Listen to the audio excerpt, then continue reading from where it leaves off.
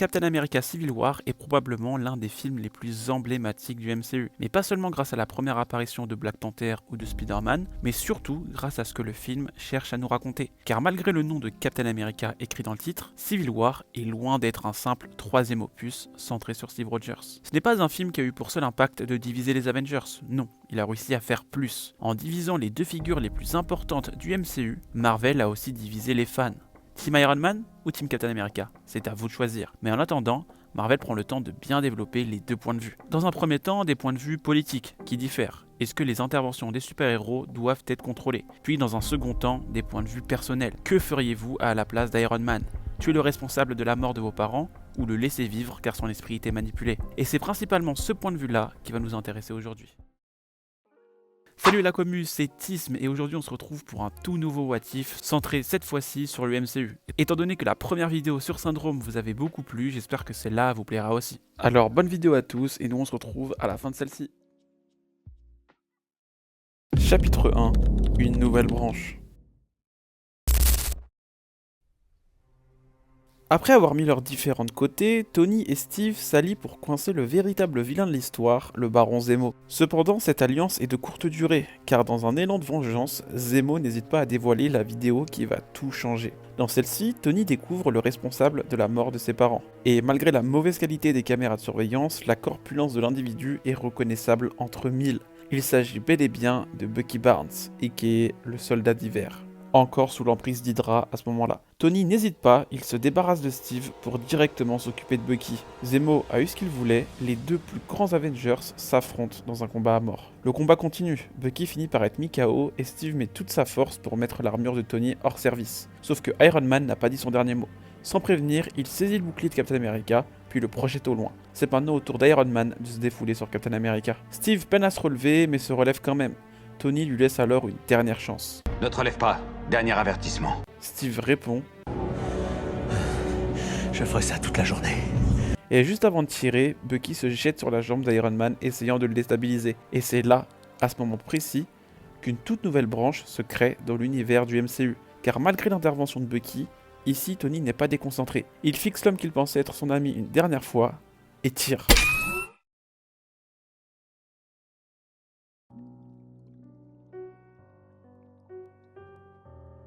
Malgré le super sérum, le corps de Steve est incapable de survivre à un tel rayon d'énergie, en plus de la chute fatale qui l'attendait. Bucky, impuissant, ne peut que hurler le nom de son ami, projeté dans le vide.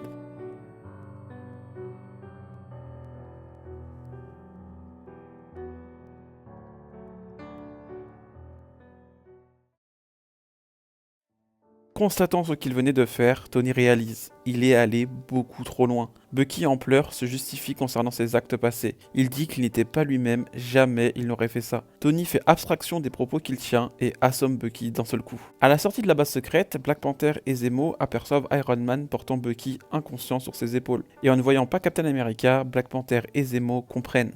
Petit saut dans le temps, Bucky est emprisonné au raft dans une cellule spécialisée à part de celle du reste de la team Captain America. De même pour Zemo. Du côté de Tony, ça ne va pas du tout. Il n'arrive pas à digérer ce qu'il a fait et le général Ross ne va clairement pas l'aider à ce niveau-là. Car selon lui, Tony est un héros qui a rendu service au monde et aux États-Unis. C'est pour cela qu'il fera en sorte que les médias et la population pensent la même chose. Sauf que non. Après les Avengers, c'est au tour du peuple d'être divisé. En effet, certains refusent de croire que Captain America était une menace pour qui que ce soit. Tout de même, Captain America aura le droit à un enterrement, en guise de remerciement pour ses exploits passés. Malheureusement, sa tombe se fera profaner régulièrement par des pros Iron Man.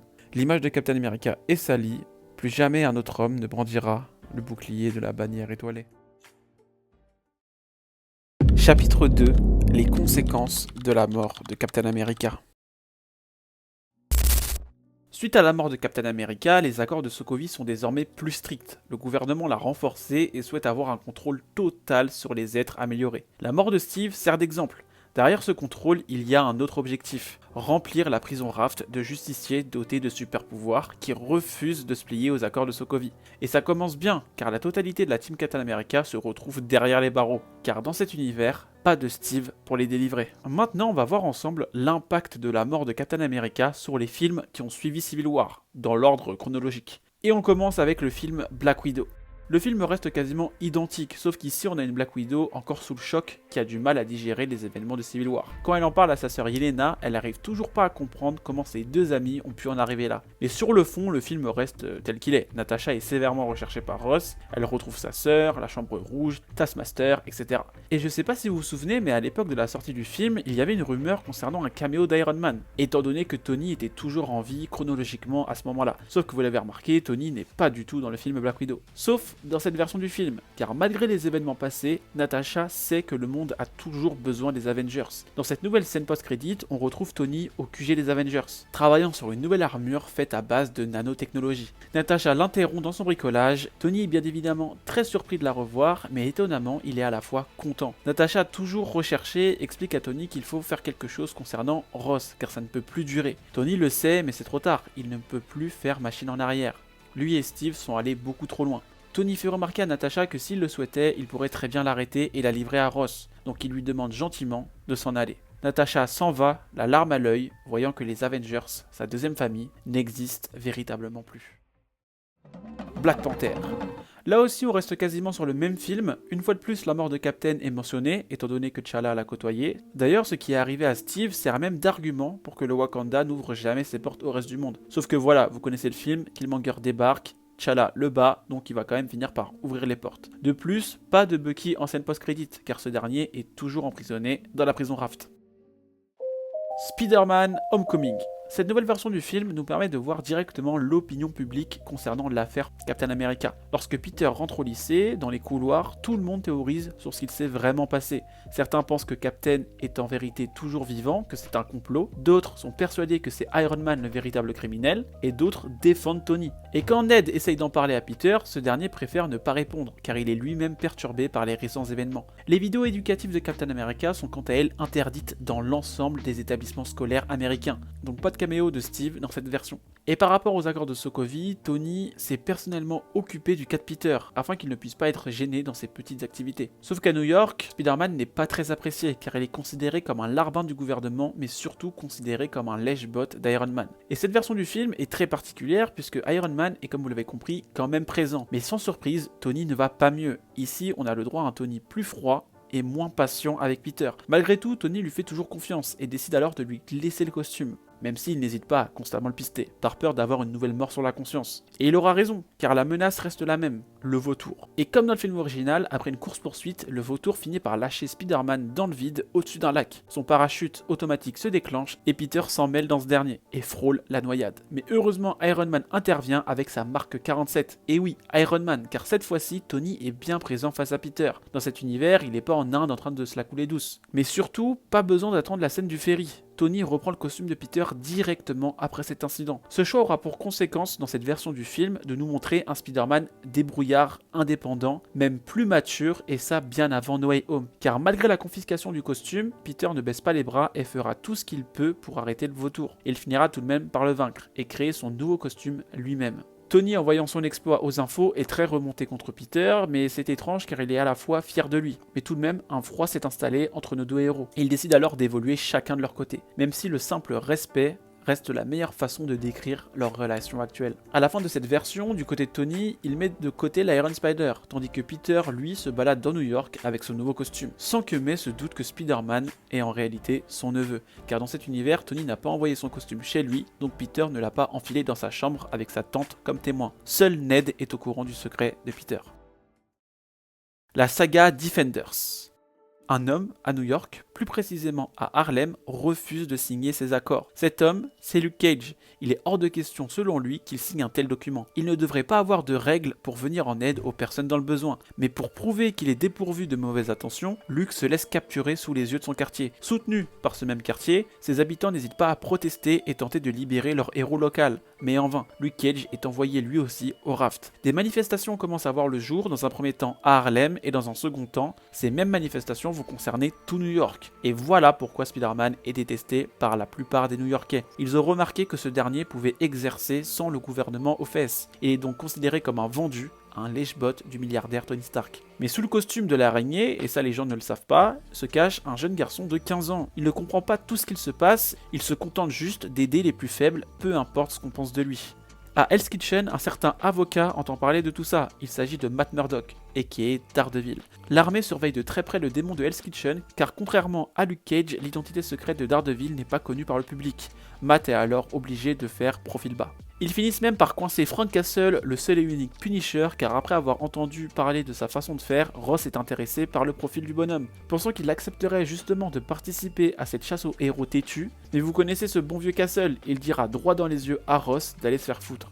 Direction le raft pour notre Punisher. Concernant Jessica Jones et Iron Fist, ils vivent incognito. Ils parviennent alors à esquiver le raft. Doctor Strange. Le film reste globalement tel qu'il est. À part quelques références au contexte politique actuel du pays, Doctor Strange, on n'y touche pas. Thor Ragnarok. Là aussi, en soi, pas grand chose ne change, hormis le moment où Thor et Loki se rendent à New York pour chercher Odin. Les deux femmes qui l'accostent pour lui réclamer une photo finissent par lui demander ce qu'ils pensent de la mort de Captain America. Thor et Loki se regardent, ne comprenant pas de quoi elle parle. Les filles leur expliquent rapidement que selon des rumeurs sur internet, Iron Man aurait tué Captain America. Les filles s'en vont et sur le point d'en rediscuter avec Loki, un portail de sorciers s'ouvre sous les pieds du dieu de la malice. C'est bien évidemment Doctor Strange. Une fois au Sanctum, Thor en profite pour lui parler de la rumeur concernant Captain. Strange a le regret de confirmer ses dires. Après un gros conflit, Tony a fini par tuer Steve Rogers. Thor s'en veut car il sait que s'il avait été là, ça ne serait probablement pas passé comme ça. Mais pas le temps de s'attarder là-dessus, Thor récupère Loki et ils partent faire leurs adieux à Odin. Et ensuite, le film reste comme il est. Et concernant Hulk, une fois redevenu Banner, Thor préfère garder cette info pour lui, afin de ne pas perturber Bruce et Hulk pendant le reste de leur aventure. Ant-Man et la guêpe. Premièrement, on peut retirer Ant-Man du titre, car Scott est toujours en prison, donc le film s'intitule sobrement The Wasp. Cette version a un ton tout de suite plus sérieux, car Hope doit supporter toute la pression et le stress du retour de sa mère, du fait que Scott soit de nouveau en prison, mais aussi de la nouvelle menace, Ghost, qui intriguera beaucoup le général Ross et ses hommes, qui tenteront de mettre la main sur la technologie d'Hank Pym, mais aussi sur Hope et Ghost. Ces dernières feront alors équipe pour vaincre quelques soldats, la famille Pym et Ghost deviennent eux aussi des fugitifs. Voilà concernant les projets post-Civil War, il est désormais temps pour nous de passer aux deux plus grands films Avengers, mais sans leur leader. Chapitre 3, l'ère de Thanos. Dans cette nouvelle version d'Infinity War, le film commence comme l'original. Thanos massacre les Asgardiens, y compris Thor et Hulk. Puis Heimdall se sert de ses toutes dernières forces pour invoquer le Bifrost, afin d'envoyer Hulk prévenir les Avengers de l'arrivée de Thanos. Thanos tue Loki et récupère la pierre de l'espace. Possédant alors deux pierres d'infinité, Thanos devient l'être le plus puissant de l'univers. Du côté de la Terre, Hulk est sur le point de s'écraser sur le Sanctum Sanctorum de New York. Et au même moment, Ross et le gouvernement détectent une anomalie qui vient de rentrer dans l'atmosphère terrestre. Sans savoir de quoi il s'agit, Ross et ses hommes ne perdent pas de temps et se préparent à intervenir lorsque cette chose se sera écrasée. Bruce s'écrase, rencontre Strange et lui demande de retrouver Tony. Sauf qu'au lieu de le retrouver à Central Park discutant d'un potentiel enfant avec Pepper, Bruce et Strange découvrent un Tony endormi sur une table de travail avec une bouteille d'alcool quasiment vide à côté de lui. Et oui, seul, car Tony et Pepper se sont séparés définitivement hors champ, peu de temps après les événements de Spider-Man Homecoming. Bruce réveille alors Tony qui pense rêver en revoyant son vieil ami. Les larmes aux yeux, Tony se jette dans les bras de Bruce. Il a du mal à comprendre la raison, sachant que vu ce qui arrive, c'est lui qui devait être dans cet état. Strange reste neutre, mais lui sait très bien pourquoi Tony se comporte ainsi. Pas de temps à perdre, il faut en discuter au Sanctum. Bruce s'inquiète concernant Vision, car c'est lui qui possède la pierre de l'esprit. Et lorsqu'il demande qui pourrait savoir où Vision se trouve, Tony répond que Vision est au QG des Avengers en sécurité. Bruce, rassuré, demande si Captain est avec lui pour l'aider en cas de souci. Et bien évidemment, gros malaise. Personne n'ose répondre. Bruce commence à perdre patience car il a l'impression que lui seul est préoccupé par ce qu'il se prépare. Mais au moment où Strange s'apprête à lui expliquer, des bruits d'hélicoptères se font entendre juste au-dessus du Sanctum. Le bâtiment est encerclé et une voix forte demande à l'ensemble des personnes présentes de sortir du bâtiment. Tony reconnaît la voix de Ross et malgré son état, il tente de discuter. Thaddeus est surpris de le retrouver ici, mais cette discussion ne mène à rien. Aux yeux de Ross, Tony n'est plus un allié.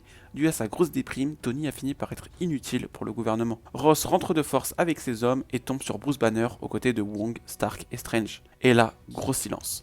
10 ans après Harlem, Ross est de nouveau face à Bruce Banner, l'ex de sa fille, la créature la plus dangereuse qu'il n'a jamais rencontrée. Ross demande immédiatement à Bruce de se rendre. Bruce tente d'expliquer à Ross que Hulk est loin d'être la menace actuelle, il lui parle de Thanos, des pierres, de la fin de l'univers, mais Ross ne bronche pas, il ne croit pas un seul mot de ce que raconte Banner. Les hommes s'approchent pour le neutraliser, mais Strange et Wong s'interposent, et le ton commence à monter. Voyant que personne ne l'écoute, mais surtout que Ross ne prend pas au sérieux la situation, Banner commence à s'agacer. Ses yeux deviennent verts, ses veines gonflent, et des légers grognements commencent à se faire entendre. Tout le monde recule, mais au même moment, des civils crient dans la rue. Les soldats de Ross lui signalent qu'un vaisseau vient tout juste d'arriver au-dessus de New York. C'est les enfants de Thanos, Cull Obsidian et Ebonimo. Hulk s'est donc retenu de sortir, encore traumatisé par le titan fou. Ici, ce n'est pas la team Iron Man qui échange avec eux, mais bien Ross. Et après leur échange, il comprend.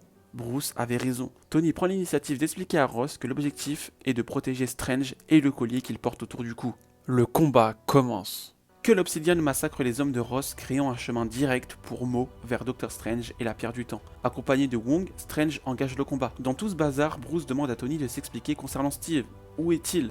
Tony n'a plus le choix, Bruce mérite de savoir. Sans trop de détails, il lui explique que Steve est mort à cause de lui. Mais en voyant Wong et Strange en difficulté, face à Mo, Tony enfile sa nouvelle armure et s'envole aider les deux sorciers. Bruce est sous le choc, ça fait beaucoup trop à encaisser. Il regarde en face de lui et voit que l'Obsidian massacrer des soldats. Ce même que l'Obsidian qui était présent lorsque Thanos a massacré ses nouveaux amis. Ses yeux redeviennent verts, ce n'est plus Bruce qui fixe l'enfant de Thanos, mais Hulk. Car Steve était le premier Avengers à avoir fait la différence entre lui et Banner. C'était le premier à l'appeler Hulk. Il met sa peur de côté pour honorer le seul héros que Hulk a toujours respecté. Que l'Obsidian se retrouve enfin face à quelqu'un de sa taille. Le combat est explosif. Désormais, les hommes de Ross s'occupent juste de sécuriser la zone et de protéger les civils. Du côté d'Iron Man, ça ne va pas. Tony n'est toujours pas en état et il gêne plus qu'autre chose Wong et Strange. Wong finit KO, Strange neutralisé et Mo a envoyé tout un tas de véhicules pour bloquer Iron Man. Mais l'un de ces véhicules revient en pleine figure d'Ebonimo. C'est Spider-Man qui vient de rejoindre la fête. Peter s'empresse de voir si son ex-mentor va bien. Tony le remercie et lui explique que Hulk est quelques rues plus loin et qu'il a probablement besoin de soutien. Spidey part directement rejoindre Hulk. Strange a profité de l'arrivée de Peter pour se relever et affronter de nouveau Mo aux côtés d'Iron Man. Ils font de leur mieux mais les pouvoirs télékinésiques de Mo sont trop efficaces. Iron Man vise à côté, prend des coups, pendant que Strange finit endormi par Mo. Du côté de Spidey, son duo avec Hulk est plus efficace que jamais. Le géant vert frappe pendant que Spider-Man immobilise que l'Obsidian avec ses toiles. L'enfant de Thanos finit KO. Les hommes de Ross profitent de la situation pour tenter d'arrêter Hulk, mais Spider-Man s'interpose en leur expliquant qu'il vient quand même de les aider et qu'il faut donc le laisser tranquille, mais ils ne veulent rien savoir. Juste au-dessus d'eux, Ebonimo passe avec le corps de Strange inactif à ses côtés, poursuivi par Iron Man. Spider-Man s'empresse de le rejoindre et voilà nos deux héros traversant les rues de New York pour sauver Doctor Strange. Ebonimo donne l'ordre à son vaisseau de tirer sur Peter et Tony pour les déstabiliser. Iron Man est touché, mais Spider-Man arrive à rejoindre Strange, mais malheureusement il se fait emporter par le rayon du vaisseau. L'armure de Tony se régénère et tente de rattraper le vaisseau d'Ebonimo, comme il peut. Il demande également à Friday d'envoyer l'Iron Spider pour Peter qui manquera bientôt d'air. Hulk observe la scène, toujours encerclé par les hommes de Ross, il comprend que ce vaisseau mène directement à Thanos. Pris de panique, Hulk cède la place à Banner. Sur le point de se faire arrêter pour de bon, un portail de sorciers s'ouvre sous les pieds de Bruce. C'est Wong qui vient tout juste de le sauver des mains de Ross. Pas de Hulk pour le général, mais ils ont quand même un Cull Obsidian. Tout frais, toujours inconscient, entoilé par Spider-Man. Il décide alors de l'embarquer afin de faire des analyses. Et à partir de ce moment, tout ce qui concerne l'espace, Iron Man, Thor, Titan, les Gardiens de la Galaxie, la mort de Gamora, tout se passe comme dans le film original, à quelques exceptions près, mais on y reviendra. On va donc rester sur Terre avec Wong et Bruce pour le moment.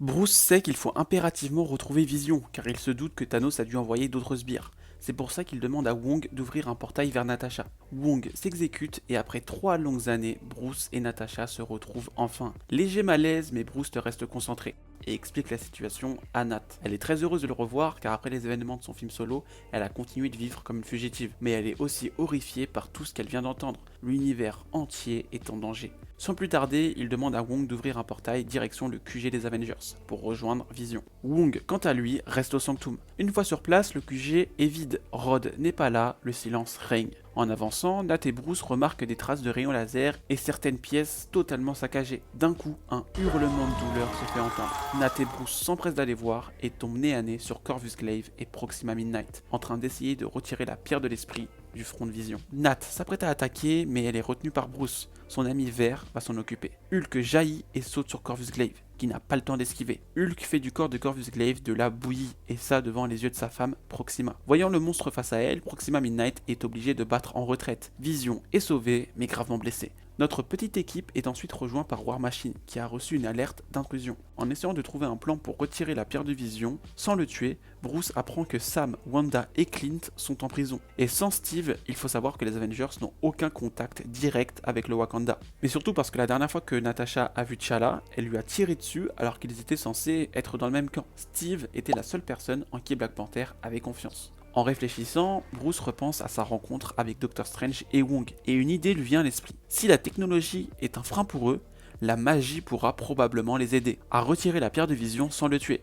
Les Avengers se rendent alors à New York pour voir Wong. Malheureusement, Wong est incapable d'opérer au Sanctum. Comprenant l'urgence, il décide alors d'emmener les Avengers à Camartage, là où d'autres sorciers pourront aider. Sauf que Wong sait qu'en faisant ça, il risque d'attirer Thanos. Alors tous les sorciers du monde entier se rassemblent à Camartage en cas d'une éventuelle bataille. Et il a vu juste, War Machine aperçoit un vaisseau alien qui s'apprête à atterrir sur Camartage. Les sorciers s'empressent de créer un bouclier afin d'empêcher le vaisseau de s'écraser. L'armée de Thanos décide alors d'atterrir plus loin. Ici, Proxima Midnight est le dernier enfant de Thanos. Mo est mort tué par Iron Man qui a enfin retrouvé ses esprits, que l'Obsidian est toujours maintenu endormi par le gouvernement, et Corvus Glaive s'est fait massacrer par Hulk. Du côté de Vision, ça n'avance pas trop, car la pierre de l'esprit est un artefact très ancien et très complexe. Les sorciers utilisent alors plusieurs sorts, plusieurs incantations pour se débarrasser de la pierre le plus rapidement possible. Pendant ce temps, Wong et les Avengers s'apprêtent à affronter l'armée Thanos. Les sorciers ouvrent le bouclier et la bataille commence. War Machine s'occupe de pulvériser les Outsiders grâce à sa puissance de feu. Bruce, quant à lui, a bien fait de ramener la Hulkbuster, car Hulk est inquiet concernant la venue de Thanos. Il refuse donc de sortir. Contrairement au film original, les Avengers dominent clairement le combat. L'armée de Thanos déploie alors des scies immenses afin de faire un maximum de victimes. Mais sans effet. War Machine arrive à en détruire un, tandis que les sorciers s'occupent de neutraliser les autres. Et la raclée continue, car c'est au tour de Thor d'arriver à Camartage accompagné de Rocket et Groot, mais surtout de Stormbreaker. Le combat vire à l'humiliation. Cap sur Titan. Après avoir reçu une lune en pleine face, Iron Man se tient debout face à son pire cauchemar. Son combat avec Thanos est légèrement différent car ici Iron Man est clairement en colère. Et lorsqu'il finit par immobiliser Thanos, au lieu de lui mettre un simple coup, Iron Man lâche toute sa haine sur le visage de Thanos. À chaque coup donné, Tony repense à l'influence que le Titan a eue dans sa vie. L'attaque de New York qui l'a amené à faire des crises d'angoisse, ces mêmes crises qui ont nourri sa paranoïa le poussant à créer Ultron, Ultron qui a mené aux accords de Sokovie et à son conflit avec Steve, qu'il a même fini par tuer. Tony tient Thanos pour seul responsable de tout ça. Thanos, quant à lui, sourit après chaque coup donné. Il regarde droit dans les yeux Tony et renverse la situation. Thanos met une raclée à Tony et le plante avec sa propre lame. Mais avant de supprimer Tony de l'existence, Thanos regarde une dernière fois Doctor Strange, afin de lui faire comprendre que c'est le moment ou jamais de lui donner la pierre du temps, avant qu'il ne tue pour de bon Tony Stark. Sauf que dans cet univers, Strange ne livre pas la pierre à Thanos. Car à cause de son état, Tony n'est plus la clé pour vaincre le Titan fou. La vie d'Iron Man ne vaut donc pas la peine d'être sauvée. Dans un dernier élan, Thanos invoque les pouvoirs de ses 4 pierres et exécute froidement Tony Stark. Thanos a utilisé les 4 pierres d'infinité pour être sûr de se débarrasser du seul Avengers qui l'inquiétait vraiment. Iron Man n'existe plus, littéralement. Peter, impuissant, ne peut qu'observer la scène. Strange est quant à lui à bout de souffle et tente tout de même de se relever pour reprendre le combat. Bien évidemment, il ne fait pas le poids. Thanos tient Strange dans ses mains et décide de le torturer avec les pierres, car s'il le tue, la paire du temps sera perdue. Mais Strange résiste et refuse de lui livrer la pierre. Une idée traverse alors l'esprit de Thanos. Avec la pierre de la réalité, Thanos fait disparaître Strange, puis décide de quitter Titan, se rendant alors à Camartage, pour récupérer la pierre de l'esprit, mais sans la pierre du temps, pour le moment. Grâce à la pierre de l'espace, Thanos se téléporte directement sur le champ de bataille. En voyant son armée se faire décimer, lui et ses 4 pierres rééquilibrent les forces. Wong, étant le chef des troupes, ordonne aux Avengers de s'en prendre à Thanos, pendant que lui et les sorciers s'occupent du reste de l'armée. Black Widow et ses hommes s'exécutent, mais Thanos les humilie un par un. War Machine finit compressé dans son armure, Banner se fait quasiment enterrer vivant, Black Widow, Rocket et Groot se font neutraliser par la pierre du pouvoir. Il ne reste plus que Thor qui déchaîne toute sa colère sur le Titan. Le dieu du tonnerre a enfin la possibilité de venger son peuple et son frère. Et c'est là qu'il fait une grosse erreur, car Thanos a le temps d'analyser son style de combat. Il remarque alors que Thor ne réfléchit pas lorsqu'il attaque, il est uniquement guidé par sa rage. Il sait qu'il a juste à attendre le bon moment pour le neutraliser. Thanos résiste, il repousse la plupart des attaques de Thor. Mais ce dernier est très rapide, Thanos prend des coups, mais en renvoie aussi. Thor finit par mettre Thanos à terre à l'aide de sa foudre, et il s'envole et envoie Stormbreaker de toutes ses forces sur le Titan. Thanos n'attendait que ça. Au lieu d'utiliser toutes les pierres comme dans le film original, Thanos en utilise qu'une seule. celle de l'espace. Il ouvre un portail téléportant directement Stormbreaker dans le dos de Thor. Il n'a pas le temps d'esquiver, il ne peut rien faire. Thor se prend Stormbreaker dans le dos, puis s'écrase au sol. Voyant la scène, Wong est désemparé et comprend que c'est probablement la fin. Et lui et les sorciers tentent de l'arrêter, mais en vain. Avant d'ouvrir un portail le menant à la salle d'opération où se trouve Vision, Thanos comprend qu'il reste encore des sorciers puissants à neutraliser qui protègent Vision. Il ouvre alors un portail, le voyant s'ouvrir, les sorciers se préparent. Mais le portail demeure étrangement silencieux, jusqu'à ce que la main titanesque de Thanos surgisse enfin, accompagnée des 4 pierres d'infinité. Mais une seule brille, celle de l'âme. Thanos serre son poing, activant la pierre de l'âme. Les âmes des sorciers se font arracher de leur enveloppe corporelle, leur corps reste debout, figé, tandis que leur conscience flotte juste derrière eux. Thanos attrape Vision sans difficulté, ses doigts saisissent la pierre de l'esprit. Thanos a maintenant 5 pierres, et ses adversaires ne sont pas prêts de se relever. Il peut alors mettre son plan à exécution. Il utilise la pierre de la réalité pour faire réapparaître Doctor Strange devant lui. Son plan était de mettre la main sur la pierre de l'esprit pour obliger Doctor Strange à lui livrer la pierre du temps. Ne pouvant pas résister à l'emprise de la pierre, Strange s'exécute et lui offre la pierre du temps. Thanos a maintenant 6 pierres et il peut enfin accomplir son rêve, rétablir l'équilibre dans l'ensemble de l'univers. Après avoir discuté avec la jeune Gamora, Thanos a l'entièreté de son bras gauche complètement cramé. Il ouvre un dernier portail et quitte Camartage. Son départ permet à Strange de revenir à lui et aux sorciers de retrouver leur corps. En voyant le cadavre de Vision, Strange comprend que Thanos a eu ce qu'il voulait. Au même moment, sur le champ de bataille, en essayant d'aider Thor à retirer Stormbreaker de son dos, Groot part en poussière, laissant les Avengers dans l'incompréhension. Et plusieurs sorciers de Camartage suivent. Avant de disparaître à son tour, Strange s'excuse auprès des sorciers de Camartage. Il n'a pas su protéger la pierre du temps comme il le fallait. Doctor Strange disparaît à son tour. Du côté de Titan, Mantis, Drax et Star-Lord disparaissent eux aussi. Le Spider-Sense de Peter est en alerte rouge, il sent qu'il va lui arriver la même chose, sauf qu'il n'a plus aucune épaule sur laquelle pleurer. Il s'assoit en pleurs en attendant que la mort vienne le chercher. Ses dernières pensées vont vers sa tante, à qui il a passé la plupart de son temps à mentir, lui cachant son alter ego, mais aussi à son meilleur ami et bien évidemment Tony Stark, avec qui il aurait aimé passer plus de temps. Spider-Man disparaît lui aussi, laissant Nebula seule sur Titan.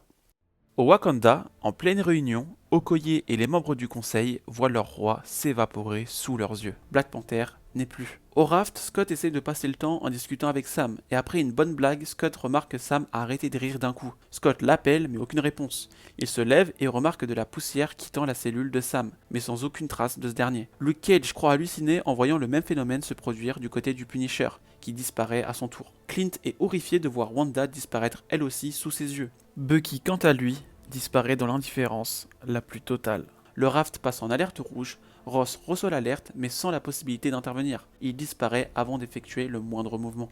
Au même moment, Hope, assistée par ses parents, s'apprête à effectuer un voyage dans le monde quantique afin de récupérer des particules pour leur nouvel ami, Ghost. Mais au moment de la faire revenir, Hank et Janet disparaissent, laissant Hope seule dans le royaume quantique. Thanos, quant à lui, se contente de prendre un repos bien mérité sur sa planète. Il a eu ce qu'il voulait. L'équilibre est rétabli dans l'ensemble de l'univers. Le Titan fou a gagné. Chapitre 4. L'acceptation.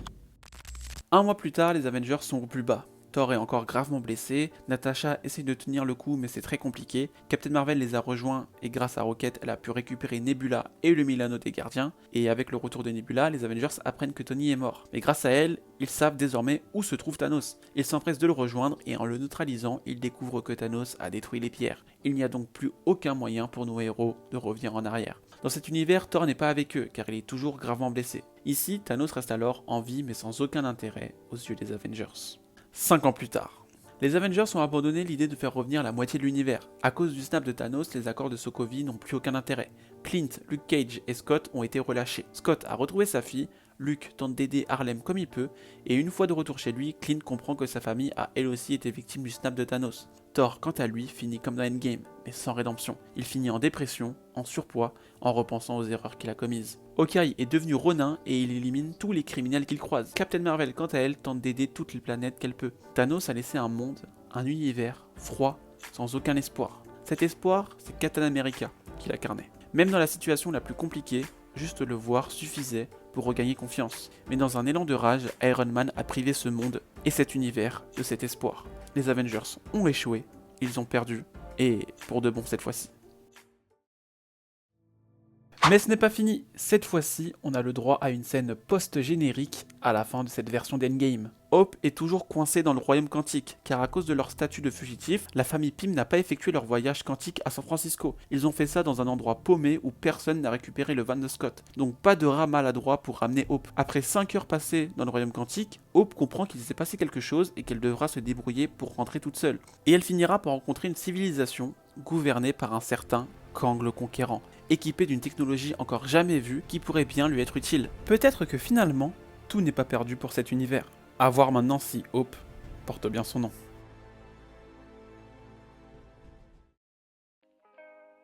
Et voilà les amis, c'est la fin de la vidéo, j'espère sincèrement qu'elle vous aura plu, c'est clairement la vidéo la plus longue de la chaîne, donc je suis hyper curieux d'avoir votre avis. Je pense sincèrement refaire des what if sur l'univers Marvel, car les possibilités sont juste infinies, donc c'est super intéressant. Si vous remarquez des incohérences ou si des choses vous ont déplu, des choses sur lesquelles vous n'êtes pas d'accord, surtout n'hésitez pas à me le faire savoir en commentaire, c'est avec plaisir que j'échangerai avec vous, bien évidemment. N'hésitez pas également à me rejoindre sur les réseaux sociaux, Instagram et TikTok, et quant à moi il ne me reste plus qu'à vous demander de ne pas oublier la formule magique, like, abonnement, commentaire, partage, et moi je vous dis à la prochaine, ciao.